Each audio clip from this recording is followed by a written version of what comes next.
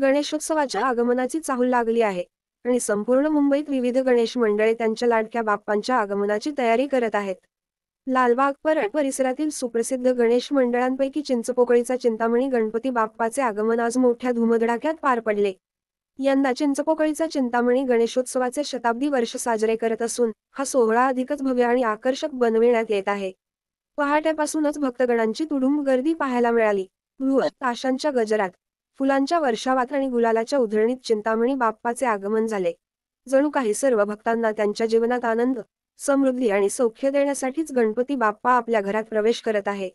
गणेश मंडळाच्या पदाधिकाऱ्यांनी यंदा शताब्दी वर्षाचे औचित्य साधून आकर्षक देखावे, पारंपरिक नृत्य प्रकार आणि विविध सांस्कृतिक कार्यक्रम आयोजित केले आहेत.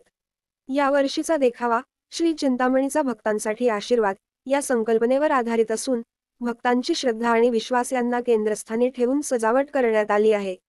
या सोहळ्याचे आणखी एक खास वैशिष्ट्य म्हणजे यावर्षी चिंतामणी बाप्पाची मूर्ती आधीच तयार करून आणली गेली आहे, जेणेकरून मंडळाला देखावे उभारण्यासाठी अधिक वेळ मिळेल. त्यामुळे मंडळाच्या सदस्यांनी आधीच सजावटीचे काम जोरात सुरू केले आहे. गणेश भक्तांची उपस्थिती मोठ्या प्रमाणावर होती आणि त्यांनी गणपती बाप्पाचे आगमन आनंदाने साजरे केले. चिंचपोकळीच्या गणेश मंडळाचे अध्यक्ष आणि पदाधिकारी यांनी या वर्षीच्या गणेशोत्सवाचे विशेष नियोजन केले असून कोविड नंतरचा हा उत्सव अधिकच भव्य आणि भावनिक होणार आहे, असे ते म्हणाले. लालबाग परळ परिसरातील चिंचपोकळीचा चिंतामणी हा गणपती बाप्पा नेहमीच भक्तांच्या श्रद्धेचे केंद्रबिंदू राहिला आहे आणि यंदा शताब्दी वर्षाच्या निमित्ताने हा सोहळा अधिकच खास होणार आहे.